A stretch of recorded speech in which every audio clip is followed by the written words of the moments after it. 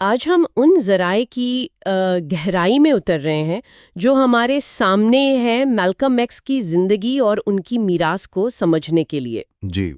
ان میں ان کی اپنی آپ بیتی کے کچھ حصے ہیں، ان کی بیٹی الیاسا شہباز، ان کے خیالات اور اوسی ڈیویس جیسے قریبی لوگوں کے مشاہدات بھی شامل ہیں۔ تو ہمارا مقصد ہے کہ ان کی زندگی کے آپ کہہ لیں فیصلہ کن لمحات، ان میں آنے والی تبدیلیوں اور ان سے ملنے والی بصیرت کو سمجھنے کی کوشش کریں۔ بالکل۔ اور یہ کوئی سیدھی سادی کہانی نہیں ہے۔ مطلب یہ ایک ایسی شخصیت کا سفر ہے جو انتہائی کیا کہتے ہیں متضاد تجربات سے گزری۔ صحیح۔ غربت اور جرم کی پستیوں سے اٹھ کر عالمی سطح پر انسانی حقوق کی ایک توانا آواز بننے تک۔ تو آج ہم دیکھیں گے کہ یہ مواد جو ہمارے پاس ہے اس پیچیدہ سفر اور سوچ کی تبدیلیوں کو کس طرح روشن کرتا ہے۔ اچھا، تو شروعات ان کی بالکل ابتدائی زندگی سے کرتے ہیں۔ ذرائع تو واضح کرتے ہیں کہ خاندان کا پس منظر وہ بہت اہم تھا۔ جی، بہت اہم۔ ان کے والدین ارل اور لوئس لٹل مارکس گیری کی بیک ٹو افریقہ تحریک سے متاثر تھے اور اپنی سیاہ فام شناخت اور افریقی ورثے پر بہت فخر کرتے تھے۔ میلکم، جن کا پیدائشی نام میلکم لٹل تھا، وہ اسی فضا میں پلے بڑھے۔ لیکن یہ ابتدائی سال وہ آسان نہیں تھے، کافی سانحات سے بھرے ہوئے تھے۔ آپ بیتی میں وہ ذکر کرتے ہیں کہ کیسے سفید فام نسل پرستوں نے ان کا گھر جلا دیا تھا اور مقامی انتظامیہ وہ بالکل بے حس رہی۔ جی، اور پھر 1931 میں والد ارل لٹل، جو ایک بیپٹسٹ مبلغ بھی تھے اور ایک سرگرم کارکن بھی، ان کی پراسرار حالات میں موت واقع ہوئی۔ ہاں۔ خاندان کا تو پختہ یقین تھا کہ یہ سفید فام نسل پرست گروہ بلیک لیجنڈ کا کام ہے۔ یہ خاندان کے لیے ایک آپ سمجھیں تباہ کن واقعہ تھا۔ بالکل۔ والدہ لوئس لٹل کو اکیلے 8 بچوں کی ذمہ داری اٹھانی پڑی۔ ذرائع بتاتے ہیں کہ وہ شدید مالی اور ذہنی دباؤ کا شکار ہوئیں۔ اچھا۔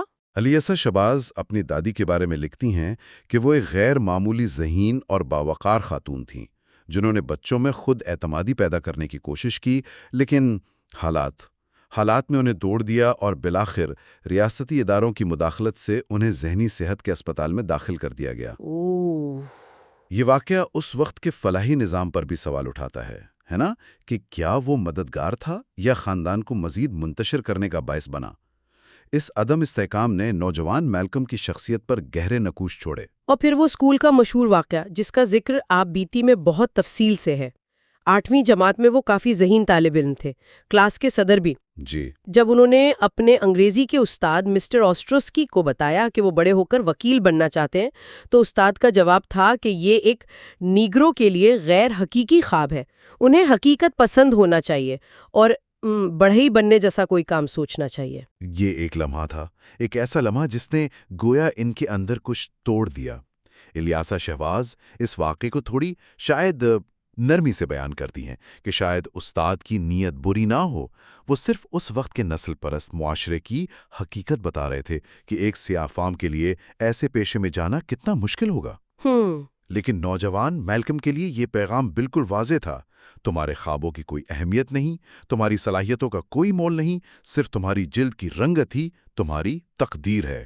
اس تجربے نے انہیں اسکول سے آپ کہیں مکمل طور پر بددل کر دیا اور انہوں نے پڑھائی چھوڑ دی۔ تو یہ ابتدائی تجربات، والد کی پرتشدد موت، والدہ کی ذہنی صحت کا بگڑنا، خاندان کا بکھرنا، نسل پرستی کا وہ براہ راست سامنا اور تعلیمی نظام سے مایوسی، یہ سب مل کر گویا ایک طوفان تھا جس نے انہیں معاشرے کے کناروں کی طرف دھکیل دیا۔ بالکل، بالکل۔ یہیں سے ان کی شناخت کی وہ تراش شروع ہوئی جو ساری زندگی جاری رہی، اور ساتھ ہی معاشرے سے وہ بیگانگی اور غصے کا احساس پیدا ہوا جس نے ان کے مستقبل کے نظریات کی بنیاد رکھی۔ اسکول چھوڑنے کے بعد وہ اپنی سوتیلی بہن ایلا کے پاس بوسٹن آ گئے اور پھر جلد ہی نیو یارک کے ہارلم کے چکا چوند لیکن خطرناک دنیا میں کھو گئے۔ آپ بیتی اس دور کو ہسلنگ کا نام دیتی ہیں۔ جی، ہسلنگ۔ ذرائع بتاتے ہیں کہ وہ جوتے چمکانے سے لے کر منشیات فروشی، جوا کھیلنے اور چھوٹی موٹی چوری چکاری تک ہر کام میں پڑ گئے۔ اس دور کی شناخت تھی زوٹ سوٹ، جو اس وقت باغیانہ فیشن کی علامت تھے، اور بالوں کو کونک کرنا۔ ہاں، کونک کرنا یعنی کیمیکلز استعمال کر کے بالوں کو مصنوعی طور پر سیدھا کرنا۔ یہ اس وقت سیاہ فام کمیونٹی میں ایک پیچیدہ ثقافتی عمل تھا۔ ایک طرف تو یہ کول نظر آنے کی کوشش تھی، تو دوسری طرف جیسا کہ مالکم نے بعد میں خود محسوس کیا، یہ سفید فام حسن کے معیارات کو اپنانے اور اپنی سیاہ فام شناخت کو مسترد کرنے کی علامت بھی تھی۔ صحیح۔ روزلن بال روم جیسے مشہور مقامات پر جانا، ڈانس کرنا، یہ سب اس ظاہری چمک دمک کا حصہ تھا، لیکن اندر سے وہ کھوکھلے پن اور کیا کہتے ہیں سمت کے فقدان کا شکار تھے۔ یہ قبولیت کی تلاش تھی، مگر غلط جگہوں پر۔ اور یہ ہسلنگ انہیں آہستہ آہستہ جرائم کی گہری دلدل میں لے گئی۔ چھوٹے موٹے کاموں سے بات مسلح ڈکیتی تک پہنچ گئی۔ آخر کار 1946 میں صرف 20 سال کی عمر میں انہیں چوری کے الزام میں گرفتار کیا گیا اور 10 سال قید کی سزا سنائی گئی۔ یہ ان کی زندگی کا ایک اور بہت اہم موڑ ثابت ہوا۔ بالکل، جیل کی زندگی نے انہیں توڑا نہیں بلکہ ایک بالکل نئی سمت دے دی۔ شروع میں تو ان کا رویہ انتہائی باغیانہ تھا۔ ہاں، وہ تو تھا۔ وہ ہر قسم کے اتھارٹی کے خلاف تھے، خاص طور پر مذہب اور خدا کے۔ ذرائع بتاتے ہیں کہ ان کے اس خدا بیزاری کی وجہ سے دوسرے قیدی اور گارڈز انہیں شیطان کہنے لگے تھے، سیٹن۔ اوہ، شیطان؟ جی۔ لیکن پھر جیل میں ہی ان کی ملاقات جان بمبی نامی ایک عمر رسیدہ خود تعلیم یافتہ قیدی سے ہوئی۔ بمبی نے انہیں بحث مباحثے میں چیلنج کیا اور انہیں الفاظ کی طاقت اور علم کی اہمیت کا احساس دلایا۔ یہیں سے میلکم کے اندر پڑھنے اور سیکھنے کی وہ پیاس جاگی جس نے ان کی زندگی بدل دی۔ جی، اور جو طریقہ انہوں نے اپنایا وہ تو بالکل غیر معمولی تھا۔ آپ بیتی میں وہ لکھتے ہیں کہ انہوں نے جیل کی لائبریری سے ایک ڈکشنری لی اور اسے صفحہ بصفحہ نقل کرنا شروع کر دیا۔ پوری ڈکشنری؟ پوری ڈکشنری، ہر لفظ، اس کا مطلب، تمام نشانات، وہ سب کچھ اپنی کاپی پر اتارتے گئے۔ مطلب یہ محض الفاظ رٹنا نہیں تھا، یہ دنیا کو سمجھنے کا ایک عمل تھا۔ واہ! اس مشقت نے نہ صرف ان کی لکھاوٹ اور ذخیرہ الفاظ کو بہتر بنایا، بلکہ تاریخ، فلسفہ اور دنیا کے بارے میں ان کے علم کے دروازے کھول دیے۔ یہ خود کو تعلیم دینے اور اپنی تقدیر خود بنانے کی ایک زبردست مثال ہے۔ انہوں نے خط و کتابت کے ذریعے انگریزی اور لاطینی زبان کے کورسز بھی کیے۔ اچھا، اسی جیل کے زمانے میں ان کے خاندان، خاص طور پر بھائی ریجنلڈ نے انہیں ایک نئے راستے سے متعارف کرایا، نیشن آف اسلام یعنی NOI۔ جی۔ ریجنلڈ نے انہیں خط لکھا جس میں کہا کہ اگر وہ سور کا گوشت کھانا اور سگریٹ پینا چھوڑ دیں تو وہ انہیں جیل سے نکلنے کا راستہ دکھا سکتے ہیں۔ یہ بات انہیں بڑی پراسرار اور پرکشش لگی۔ بالکل۔ ریجنلڈ نے انہیں ایلائجہ محمد اور NOI کی بنیادی تعلیمات کے بارے میں بتایا کہ خدا سیاہ فام ہے، کہ سفید فام آدمی قدرتی طور پر شیطان ہے، اور یہ کہ سیاہ فام قوم کا عروج قریب ہے۔ میلکم کے ذاتی تجربات، نسل پرستی، ناانصافی، سفید فام معاشرے سے ملی مایوسی، ان سب کی روشنی میں NOI کا یہ پیغام، خاص طور پر سفید فام آدمی شیطان ہے کا نظریہ، ان کے لیے گہری معنویت رکھتا تھا۔ یہ ان کے غصے اور بیگانگی کی گویا ایک وضاحت تھی۔ اور پھر جیل کی لائبریری میں انہوں نے سیاہ فام تاریخ، افریقہ کی عظیم تہذیبوں، غلامی کی تاریخ اور نو آبادیاتی نظام کے بارے میں کتابوں کا گہرا مطالعہ کیا۔ اس مطالعے نے NOI کے نظریات کو مزید تقویت بخشی۔ جی، پختہ کیا۔ انہوں نے ایلائجہ محمد سے خط و کتابت شروع کی اور جیل میں ہی وہ مکمل طور پر نیشن آف اسلام کے پیروکار بن گئے۔ خاندانی نام لٹل، جسے وہ غلامی کی وراثت سمجھتے تھے، ترک کر کے ایکس اپنایا۔ ایکس؟ جی، ایکس۔ یہ ایکس ان کے کھوئے ہوئے نامعلوم افریقی نام کی علامت تھا۔ اور پھر وہ تیزی سے نیشن آف اسلام کے اندر ابھرے۔ وہ ایک انتہائی پرجوش، ذہین اور کرشماتی مبلغ ثابت ہوئے۔ جی، بالکل۔ ایلیجہ محمد نے جلد ہی ان کی صلاحیتوں کو پہچان لیا اور وہ ان کے سب سے نمایاں، قابل اعتماد اور وفادار نائب بن گئے۔ ان کی کامیابی کی وجہ صرف ان کی شعلہ بیانی نہیں تھی، وہ سیاہ فام امریکیوں کے درد، غصے اور امنگوں کو سمجھتے تھے اور ان کی زبان میں بات کرتے تھے۔ صحیح۔ NOI کا پیغام بذات خود بہت طاقتور تھا۔ یہ صرف سفید فام بالادستی پر تنقید نہیں تھی، بلکہ اس میں سیاہ فام فخر، اپنی تاریخ پر ناز، معاشی خود انحصاری اور اخلاقی پاکیزگی پر بھی زور تھا۔ تنظیم کا سخت ضابطہ اخلاق، شراب، منشیات، زنا سے پرہیز اور خاص طور پر منشیات کے عادی افراد کی کامیاب بحالی نے بہت سے لوگوں کو متاثر کیا جو معاشرے سے کٹ چکے تھے۔ ذرائع بتاتے ہیں کہ وہ نئے اراکین بنانے کے لیے، جسے وہ مچھلی پکڑنا کہتے تھے مچھلی پکڑنا ہاں، وہ گلی کوچوں، نائی کی دکانوں اور بیوٹی سیلونز میں جاتے۔ وہ خاص طور پر سیاہ فام مسیحی چرچوں کے اراکین کو چیلنج کرتے تھے، ان سے سوال کرتے تھے کہ جس مذہب کو سفید فاموں نے ان پر مسلط کیا، وہ کیسے ان کی نجات کا باعث بن سکتا ہے۔ جی، ان کی تقریروں میں تاریخ، منطق اور ذاتی تجربے کا ایسا امتزاج ہوتا تھا جو سننے والوں کو جھنجھوڑ کر رکھ دیتا تھا۔ انہوں نے بوسٹن، فیلاڈیلفیا، نیو یارک اور کئی دوسرے شہروں میں NOI کے نئے مندر یعنی مساجد قائم کیے اور تنظیم کی رکنیت میں ڈرامائی اضافہ ہوا۔ اور وہ قومی سطح پر پہچانے جانے لگے۔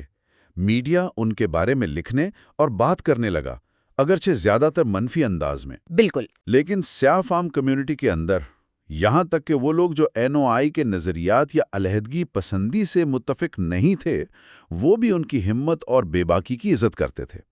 وہ ایک ایسا سیاہ فام رہنما تھا جو سفید فام طاقت کے سامنے جھکنے یا معذرت خانہ رویہ اختیار کرنے سے انکار کرتا تھا۔ ہاں، جیسا کہ اداکارہ روبی ڈی نے بعد میں کہا، یہ وہ اعزاز ہے کہ بنیاد پرست قابل احترام بن گیا ہے۔ یہ ایک اہم نقطہ ہے کہ کس طرح وقت اور تناظر کسی شخصیت کی میراث کو بدل دیتے ہیں، ہے نا؟ بالکل صحیح کہا۔ لیکن 1960 کی دہائی کے اوائل میں ان کی سوچ میں ایک اور بڑی تبدیلی کے بیج بوئے جانے لگے۔ اس میں سب سے اہم کردار 1964 میں ان کے سفر حج نے ادا کیا۔ مکہ مکرمہ میں انہوں نے جو منظر دیکھا، اس نے ان کے نظریاتوں کی بنیادوں کو ہلا کر رکھ دیا۔ جی، تصور کریں ایک شخص جس کی پوری تبلیغی زندگی اس نظریے پر قائم رہی ہو کہ سفید فام لوگ فطری طور پر برے ہیں، وہ اب اپنی آنکھوں سے دیکھ رہا تھا کہ کس طرح دنیا بھر سے آئے ہوئے مختلف رنگ و نسل کے لاکھوں مسلمان، گورے، کالے، بھورے، پیلے، ایک ساتھ ایک ہی لباس یعنی احرام میں مکمل برابری اور بھائی چارے کے ساتھ ایک خدا کی عبادت کر رہے ہیں۔ یہ تو واقعی ایک انقلابی تجربہ رہا ہوگا۔ بالکل، یہ تجربہ ان کے لیے ایک انکشاف تھا۔ حج کے دوران انہوں نے جو خطوط لکھے، جو بعد میں شائع بھی ہوئے، وہ ان کی اس اندرونی تبدیلی کا واضح ثبوت ہے۔ انہوں نے لکھا کہ اسلام تمام نسلوں کو بھائی چارے کا درس دیتا ہے، اور انہوں نے ایسے سفید فام مسلمان دیکھے جن میں ذرا برابر بھی نسل پرستی نہیں تھی۔ جی ہاں، انہوں نے تسلیم کیا کہ ان کا سابقہ نظریہ غلط تھا۔ وہ اب تمام سفید فام لوگوں کو مجموعی طور پر شیطان نہیں سمجھتے تھے، بلکہ نسل پرستی کو ایک اب کہیں قابل علاج بیماری اور ایک نظریے کے طور پر دیکھتے تھے جسے کوئی بھی اپنا سکتا ہے یا رد کر سکتا ہے۔ اور حج سے واپسی پر ان کے وسیع ہوتے ہوئے عالمی اسلامی نقطہ نظر اور نیشن آف اسلام کی تنگ نسل پرستانہ اور علیحدگی پسندانہ تعلیمات کے درمیان خلیج وہ بہت گہری ہو چکی تھی۔ اسی دوران NOI کے اندر بھی شدید اختلافات اور اقتدار کی کشمکش چل رہی تھی۔ الائجہ محمد کی ذاتی زندگی اور تنظیم کے مالی معاملات کے حوالے سے سنگین الزامات اور افواہیں گردش کر رہی تھی، جن پر میلکوم ایکس نے تشویش کا اظہار کیا تو الائجہ محمد اور ان کے قریبی ساتھی ان سے ظاہر ناراض ہو گئے۔ اچھا، تو یہ اندرونی معاملات بھی تھے؟ جی بالکل۔ پھر صدر کینیڈی کے قتل کے بعد میلکم ایکس کا وہ متنازع بیان آیا جسے chickens coming home to roast کہا گیا۔ ہاں، یعنی جیسی کرنی ویسی بھرنی۔ اگرچہ ان کا اشارہ امریکہ میں تشدد کے عمومی کلچر کی طرف تھا، الائجہ محمد نے اسے بہانہ بنا کر انہیں 90 دن کے لیے عوامی طور پر بولنے سے منع کر دیا۔ یہ معطلی دراصل مستقل علیحدگی کا پیش خیمہ ثابت ہوئی۔ یہ علیحدگی میلکم ایکس کے لیے ایک انتہائی تکلیف دہ تجربہ تھا۔ 12 سال تک انہوں نے اپنی پوری زندگی، اپنی تمام توانائیاں نیشن آف اسلام اور الائجہ محمد کے لیے وقف کر دی تھی۔ 12 سال؟ جی، یہ صرف ایک تنظیم سے علیحدگی نہیں تھی، یہ ایک باپ جیسی شخصیت سے، ایک نظریاتی گھر سے اور اپنی شناخت کے ایک بڑے حصے سے ٹوٹنا تھا۔ یہ ایک گہرا جذباتی اور روحانی بحران تھا۔ نیشن آف اسلام سے علیحدگی کے بعد اور فروری 1965 میں اپنے قتل سے صرف چند ماہ پہلے انہوں نے اپنی توانائی کو نئی سمت دی۔ انہوں نے 2 تنظیمیں قائم کیں، ایک مذہبی مسلم ماسک انکارپوریٹڈ MMI، جی، اور دوسری زیادہ سیاسی اور secular, organization of Afro American unity OAU۔ OAU اب ان کا پیغام زیادہ وسیع اور بین الاقوامی ہو چکا تھا۔ وہ اب بھی نسل پرستی اور سفید فام بالادستی کے کٹر ناقد تھے، لیکن ان کا زور اب امریکی سیاہ فاموں کے شہری حقوق کی جدوجہد کو انسانی حقوق کی عالمی جدوجہد سے جوڑنے پر تھا۔ اچھا۔ وہ افریقی ممالک سے اتحاد اور اقوام متحدہ جیسے عالمی فورمز پر امریکی سیاہ فاموں کا مقدمہ لڑنے کی بات کرنے لگے۔ ایک اہم تبدیلی یہ بھی تھی نا کہ اب وہ نسل پرستی کے خلاف جنگ میں مخلص سفید فاموں کے ساتھ مل کر کام کرنے پر بھی تیار تھے۔ جی بالکل، حالانکہ وہ اب بھی سیاہ فاموں کے اپنے دفاع کے حق کے مضبوط حامی تھے، ایک ایسا نقطہ جسے میڈیا اور ان کے مخالفین ہمیشہ سیاہ فاموں کو تشدد پر اکسانے کے مترادف قرار دیتے رہے۔ ان کی بیٹی الیاسا شباز، جو ہمارے ذرائع میں شامل ہیں، وہ اپنے والد کی ایک مختلف تصویر پیش کرتی ہیں۔ وہ شعلہ بیان مقرر جس سے دنیا ڈرتی تھی، گھر میں ایک محبت کرنے والے شفیق باپ اور شوہر تھے۔ جی، وہ اپنی والدہ ڈاکٹر بیٹی شباز کی ہمت اور استقامت کو بھی خراج تحسین پیش کرتی ہیں کہ کس طرح انہوں نے میلکم کے قتل کے بعد 6 بیٹیوں کی تنہا پرورش کی اور ان کی میراث کو زندہ رکھا۔ یہ واقعی قابل تعریف ہے۔ امریکی حکومت کی جانب سے میلکم ایکس کے اعزاز میں ڈاک ٹکٹ کا اجرا اگرچہ ان کے قتل کے 34 سال بعد 1999 میں ہوا، یہ اس بات کی علامت ہے کہ وقت کے ساتھ ان کی شخصیت اور کام کو کس طرح تسلیم کیا گیا۔ جی، دیر سے ہی صحیح۔ OC ڈیوس نے ان کی موت پر جو الفاظ کہے تھے وہ آج بھی گونجتے ہیں۔ میلکم ہماری مردانگی تھے، ہماری زندہ سیاہ مردانگی، اور ان کی عزت کر کے ہم اپنے اندر کی بہترین خوبیوں کی عزت کرتے ہیں۔ بالکل، یہ ظاہر کرتا ہے کہ وہ سیاہ فام کمیونٹی کے لیے محض ایک رہنما نہیں بلکہ طاقت، ہمت اور خودداری کی ایک لازوال علامت بن چکے تھے۔ تو ان تمام ذرائع کو سامنے رکھتے ہوئے میلکم ایکس کی جو تصویر ابھرتی ہے وہ ایک مسلسل سفر اور تبدیلی کی تصویر ہے۔ ایک ایسا شخص جو حالات کی جبر سے لڑا، گہری کھائیوں سے نکلا، اپنے علم اور تجربے سے خود کو بار بار تراشا اور بالآخر اپنی قوم اور دنیا پر ایک ایسا انمٹ نشان چھوڑ گیا جو آج بھی بحث اور تحریک کا مرکز ہے۔ ان کی زندگی ہمیں دکھاتی ہے کہ کیسے قید، مذہب، ذاتی تجربات اور عالمی واقعات کسی فرد کی سوچ اور سمت کو یکسر بدل سکتے ہیں۔ جی ہاں، اور ایک آخری نکتہ جو یہ مواد ذہن میں لاتا ہے وہ وراثت کی بدلتی ہوئی نوعیت ہے۔ یہ سوچنے کی بات ہے نا کہ ایک شخص جسے اپنے دور میں ایک خطرناک انتہا پسند معاشرے کا دشمن سمجھا جاتا تھا، کیسے وقت گزرنے کے ساتھ ایک قابل احترام قومی اور بین الاقوامی ہیرو، انسانی حقوق کی علامت اور لاکھوں لوگوں کے لیے مشعل راہ بن گیا۔ یہ واقعی ایک اہم سوال ہے۔ یہ سوال ہمیں غور کرنے پر مجبور کرتا ہے کہ تاریخ اور معاشرہ کس طرح شخصیات اور ان کے بعض اوقات متنازع نظریات کا آج سر نو جائزہ لیتے ہیں اور انہیں وقت کے ساتھ ایک نئی اور اکثر زیادہ مثبت روشنی میں دیکھتے ہیں۔ یہ غور طلب ہے کہ آج ہم جن شخصیات کو متنازع سمجھتے ہیں، آنے والا کل انہیں کیسے یاد رکھے گا۔